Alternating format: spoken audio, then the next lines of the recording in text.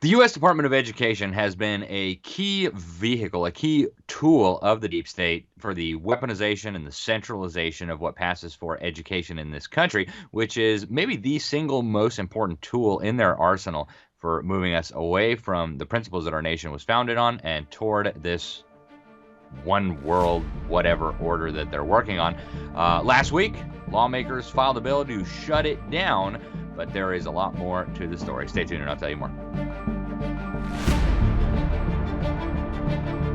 Welcome, everybody, to another episode of Behind the Deep State. I'm your host, Alex Newman. Thank you for joining us today at the New American Magazine. So just last week, a coalition of Republican congressmen led by the great Congressman Thomas Massie introduced a bill to shut down the U.S. Department of Education. They argued that there is no constitutional authority for this bureaucracy to exist. And despite what the fake media would have you believe, this has been a long-term staple in Republican politics. Ronald Reagan, the first president after Jimmy Carter who established this atrocity, actually called for it to be abolished. So did Donald Trump, the most recent Republican president. So the shutting down the Department of Education has been a long-term but ever elusive goal of Republicans for a very long time. So this new bill, H.R. 899, it's had similar numbers, in fact, the same number in previous Congresses. It's just one sentence long. It says, the Department of Education shall terminate on December 31st, 2023. And if approved, this agency would be shut down forever, at least until Congress decides to revive it, and then control of education would head back to state and local authorities. Now, the congressman who led this effort, he announced it on Twitter on Valentine's Day. That was Congressman Thomas Massie. He's been a longtime champion of ending federal involvement in education. When he announced this a couple years ago, he said unelected bureaucrats in Washington, D.C. should not be in charge of our children's intellectual and moral development. Yeah, right. You'd think that'd be pretty obvious. States and local communities, he said, are best positioned to shape curricula that meet the needs of their students. Schools should be held accountable. Parents have the right to choose the most appropriate educational opportunity for their children, including homeschool, private school, and public school. We agree 100%. Now, a few years ago, we had Congressman Thomas Massie as the keynote speaker up at the John Birch Society's 60th annual anniversary dinner, and I was able to interview him for the New American Magazine, and he shared some of his views on why we ought to abolish the U.S. Department of Education. Check it out. You have a bill about the Education Department that would wind down the Education Department. Why should we wind down the Education Department? Oh, wow. How much time do you have? Okay. So, first of all, the Department of Education was established by Jimmy Carter as a re-election tactic, as a ploy. And it's been part of Ronald Reagan's platform and the Republican platform to eliminate the Department of Education. But I saw an opportunity to reintroduce this notion, and as a bill, when everybody got upset about Betsy DeVos's confirmation. That was the last controversial confirmation, was the Secretary of Education, because the left understands this is where you win or lose, is in the schools and in the teaching of the children. So I got a lot of phone calls from constituents and frankly liberals all over the country who wanted me to vote against Betsy DeVos. Well, there's only one problem with that. I'm in the House, I'm not in the Senate, so the Senate has the power of advice and consent according to the Constitution. So my staff would tell the callers, and there were lots of callers, he doesn't get to vote on that. Well, the callers would insist that I was passing the buck, that there was something I could do, and that I must do something. So I wrote a one-page bill, and it says, the Department of Education shall terminate on December 31st, 2018. And I introduced that the day they were voting on her confirmation. That was my effort that they asked of me. And so then when the callers ask, what are you doing to stop Betsy DeVos? We say now, well, we're trying to eliminate the department and thus eliminate her job. She would no longer be employed by the Department of Education. It wouldn't exist. And some of them get upset at that notion, and then I ask the liberals who want the federal government involved, I say, do you really want President Trump deciding what or how your children learn? And so now you've got a situation where the left has to advocate for President Trump controlling their child's education if they want to keep the Department of Education. Yeah, so cognitive dissonance has never been a big problem for lefties, obviously, but this is a whole new level, right? They would have rather kept the Department of Education, knowing that they could use it to brainwash kids later, than allow it to be shut down.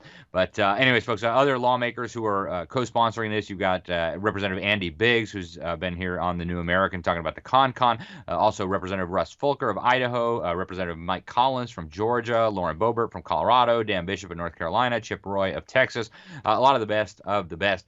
Now, the Department of Education, folks, has been a key player in the dumbing down of our children, the radicalization of our public schools, and there's been a lot of whistleblowers who've exposed this. My late friend Charlotte Iserby, who we did an hour-long interview with for the New American, I actually went up to her house. She was the senior advisor on education in the Ronald Reagan administration, and she got to the Department of Education and started looking at these documents. She said, "Oh my goodness, they're deliberately dumbing down our kids. They're actually trying to merge us with the Soviet Union, and they're using education as the key tool to make it possible." So, folks, that is there. I highly encourage you to watch that interview with Charlotte Iserby if you have not. You can find it in the description.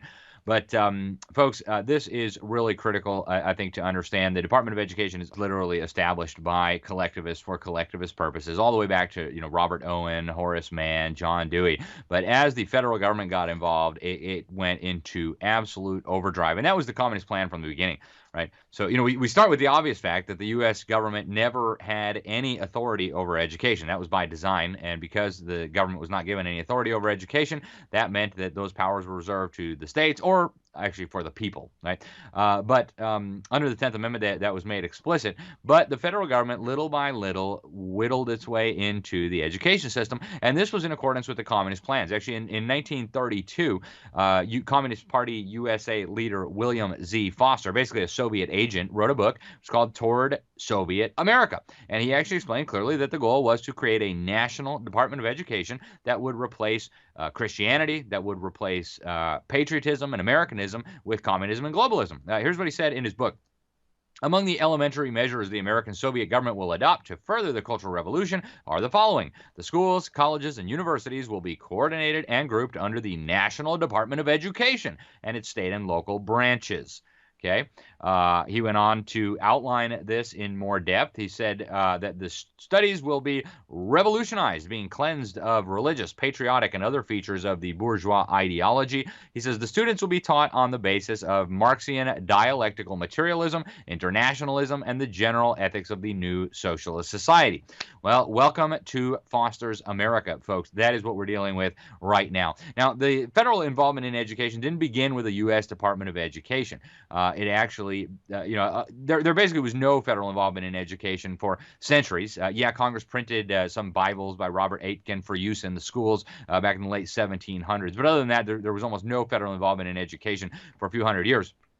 But then in the 1960s, early 1960s, something dramatic happened. And it began actually in the Supreme Court, not in Congress, not with the executive branch. In 1962, the U.S. Supreme Court ruled that we could not have prayer. And in 1963, they ruled we couldn't have prayer. We couldn't have Bible in the school. Instead, we'd all have to believe the secular worldview. And actually, one of the justices on the court recognized that they were establishing here a secular worldview and removing the Christian foundations from the schools. And if we hadn't been dumbed down to a massive extent, that never would have been possible. So by the 1960s, Americans were already severely dumbed down, severely indoctrinated when it comes to our history, right? They claimed the First Amendment required this as ludicrous. But Congress started getting involved just a few years after that. They passed the Elementary and Secondary Education Act. This was signed by Lyndon Johnson under the guise of helping states. And, of course, as soon as the federal funding started flowing, the federal control followed right behind, okay? As soon as the ESA came out, schools and states had to accept this huge and growing, perpetually expanding list of federal regulations. Now there are dozens and dozens of ways that the federal government is sending money to the states for so-called education. Like absolutely everything now is covered under these things. Textbook, what gender are the textbook writers? Can men use girls' bathrooms? Lunch standards, data collection, all of it now. And so they used this camel's nose under the tent to really expand very rapidly federal control. And then in 1979, that's when Jimmy Carter, under pressure from the National Education Association, the Communist Teachers Union, decided that, we're going to create a Department of Education. And that's exactly what they did. Now, once the Department of Education came into place, very, very rapidly, we saw the expansion of federal control into education everywhere, right? So one of the early education secretaries, Education Terrell Bell, was just blatant in his agenda to basically bring in this behavioral psychology into the schools. And he worked very hard to make that possible through grants, through control, through regulations. They did a very, very good job of radically transforming our educational system, and it kept getting worse and worse and worse. The Department of Education then started doing, accountability and regulation and all kinds of stuff like that. And so eventually we ended up with the situation we have now, which is basically we have a federal and really a globalized education system. And I'm going to show you some evidence that the system has been thoroughly globalized soon. But I also want to make clear that this Department of Education is working very, very rapidly to take control over the education and the rearing and even the basics of children from parents to the government. They've been very, very open about this. But I want to show you first a video of Arnie Duncan talking about how he thinks he needs some of those kids. He was the Secretary of Education under Obama. Needs some of the kids 24 hours a day, 7 days a week. There's certain kids we should have 24/7 to really create a safe environment and give them a chance.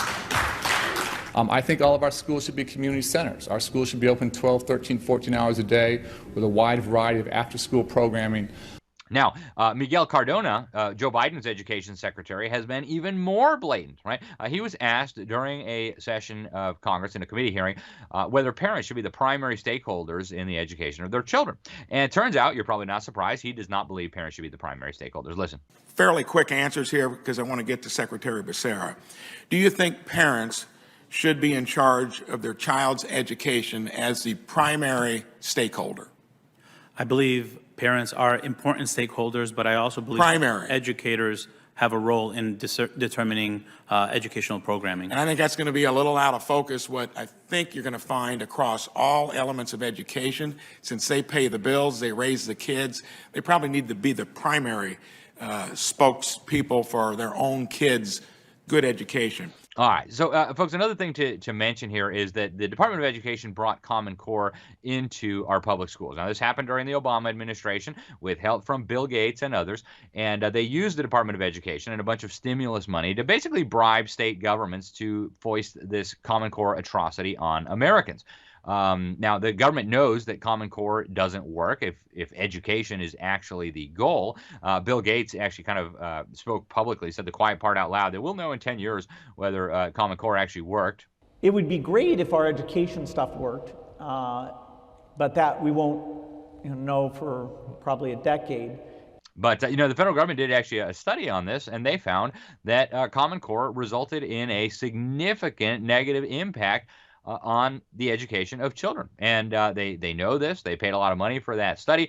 The only two subject matter experts who served on the Common Core Validation Committee, the English expert, Dr. Sandra Stotsky, and the math expert, Dr. James Milgram, both refused to sign off. But the Common Core was never about providing good education for your children. In fact, the reading expert who helped develop the reading stuff said this stuff is not how children learn how to read, right? And I talked to her, she's an interesting lady, and she said, this is not how you teach children to read. And so they know that, right? They absolutely know that. And yet now the entire educational system has been lined up behind Common Core. Even the College Board has now lined up the SAT, the ACT. All of these things have now been lined up with Common Core. And I think it's important to note, folks, that Common Core was not just the nationalization, the formal nationalization of education. It was also the globalization of education. Now, Bill Gates actually went over to UNESCO headquarters and signed an agreement with them to create a global education system. And he came back. They agreed to create global teacher training standards, global curricula, global standards, global technology systems.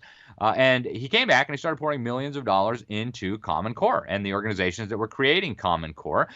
This was done pretty openly, and they even funded advertisements where they kind of revealed what was going on. So they funded one ad where they actually admit that Common Core lines America up with international standards. Watch. Up until now, it's been pretty hard to tell how well kids are competing in school and how well they're going to do when they get out of school. Is a girl in your neighborhood being taught as much as her friend over in the next one? Is a graduating senior in, say, St. Louis as prepared to get a job as the graduate in Shanghai?